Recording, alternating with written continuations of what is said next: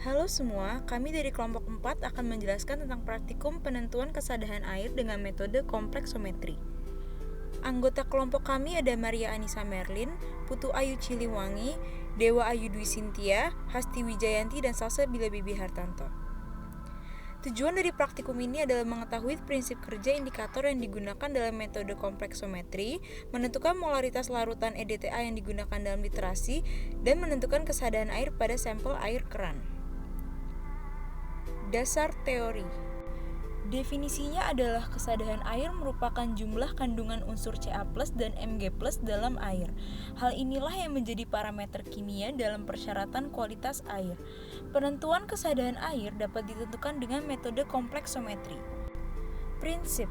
Metode kompleksometri didasarkan pada pembentukan senyawa kompleks antar ion logam dengan zat pembentuk kompleks. Salah satu zat pembentuk yang sering digunakan dalam titrasi kompleksometri adalah dinatrium etilen diamina tetraasetat. Metodenya dibagi menjadi dua cara, yaitu cara Liebig dan Schwarzenbach. Cara Liebig menggunakan ligan monodental sebagai pengkelat seperti titran AgNO3 untuk menentukan kadar CN. Cara Schwarzenbach menggunakan ligan polidental seperti etilen diamin tetraacetic acid atau EDTA. Titrasi kompleksometri dapat digunakan untuk menentukan kadar kalsium atau logam lain dalam suatu sampel. Selama titrasi berlangsung, terjadi reaksi pelepasan ion H+ dalam larutan. Oleh karena itu, perlu ditambahkan larutan buffer untuk menjaga kestabilan pH larutan. EDTA merupakan jenis ligan multidental yang dapat berkoordinasi dengan suatu ion logam lewat 2 nitrogen dan keempat gugus karboksilnya. Indikator pada titrasi kompleksometri digunakan untuk mengetahui titik akhir titrasi, di mana jika sudah mencapai titik akhir titrasi, maka warna larutan akan berubah menjadi warna biru gelap. Indikator EBT digunakan karena peka terhadap kadar logam dan pH larutan. Metode, alat, bahan, dan cara kerja. Alat yang digunakan ada Erlenmeyer 250 ml, pipet volume 10 ml, gelas beker 200 ml, gelas ukur 25 ml, pipet tetes, pipet filler, buret, dan standar clamp. Dan bahan yang digunakan adalah larutan salmiak, sampel air keran, larutan ZnSO4, larutan EDTA, dan larutan EBT. Pada percobaan pembakuan EDTA, larutan baku ZnSO4 dipipet dengan pipet volume sebanyak 10 ml ke dalam Erlenmeyer. Kemudian disiapkan larutan salmiak sebanyak 2 ml. Larutan salmiak tersebut dituangkan ke dalam Erlenmeyer. Kemudian ditambahkan 3 tetes indikator EBT. Kemudian dilakukan titrasi dengan EDTA hingga larutan yang semula berwarna ungu atau merah anggur menjadi biru.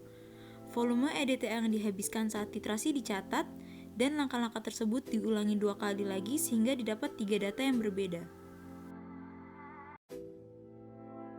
Pada percobaan penentuan kesadaran air, sampel air dipipet dengan pipet volume sebanyak 10 ml dan ditempatkan pada Erlenmeyer.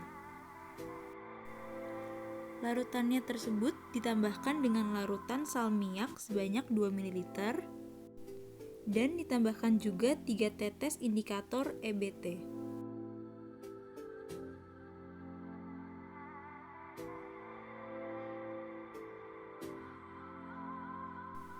Kemudian dilakukan titrasi dengan EDTA hingga larutan yang semula berwarna ungu atau merah anggur menjadi biru.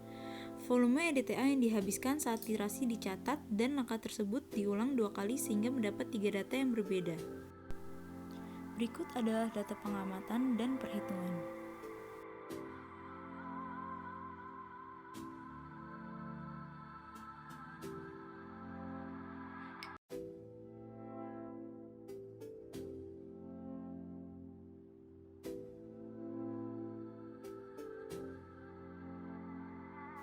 Pembahasan. Pada penentuan kesadaran sampel air ditambahkan dengan indikator EDTA yang menyebabkan larutan menjadi berwarna ungu karena indikator EBT mengikat kation bervalensi 2 atau Ca2+ yang terlarut dalam sampel air. Larutan tersebut juga ditambahkan larutan buffer salmiak untuk mempertahankan pH karena pH larutan akan mengalami perubahan dengan adanya ion hidrogen yang lepas pada saat titrasi yang akan menyebabkan terbentuknya endapan logam hidroksida. Saat mencapai titik ekuivalen, larutan EDA mengikat seluruh kation bervalensi 2 yang akan membentuk senyawa kompleks dan indikator yang telah ditambahkan akan terlepas kembali sehingga terjadi perubahan warna titrat dari ungu menjadi biru. Volume EDT yang dihabiskan yaitu 2,8 mili, 2,7 mili, 2,9 mili, dan dapat dihitung konsentrasi kesadaran total yaitu sebesar 979,7 mg per liter. Kesimpulan, kompleksometri merupakan jenis titrasi di mana titran dan titrat saling mengkompleks. Pada metode kompleksometri, indikator yang digunakan yaitu larutan EBT.